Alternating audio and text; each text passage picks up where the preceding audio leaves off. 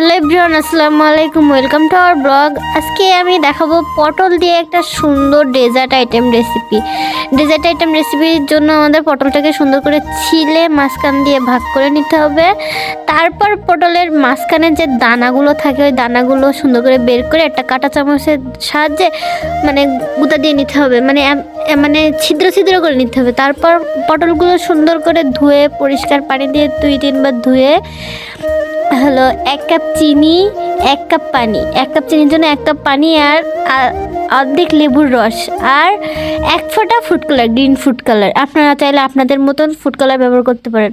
তারপর পটলটা কিছুটা অর্ধেক সেদ্ধ মতন করে নিয়ে ওই চিনির যে সিরাপটা বানাইছিলাম আমি ওই সিরাপের মধ্যে দিয়ে আরও সুন্দর করে সেদ্ধ করে নেব। যতক্ষণ না এটা একটা আঠালো ভাব হয়ে আসবে ততক্ষণ আমি সেদ্ধ করতেই থাকবো। তার মাঝে আমি একটা 2 কাপ পোলাও চাল, পরিমাণ মতন চিনি, লবণ আর দুধ দিয়ে একটা মিশ্রণ তৈরি করব। মিশ্রণ তৈরি করে সাইডে রেখে দেব। তারপর পটলগুলো সুন্দর করে নামাই নেব।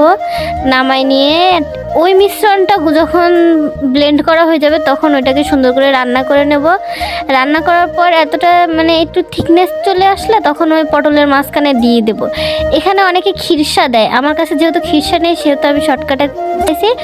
আর ডেকোরেশনের জন্য একটু সৌন্দর্য দেখার জন্য আমি এখানে একটু পেপার দিয়ে দিলাম, গোল্ডেন পেপার। তারপর এটা খাওয়ার জন্য রেডি।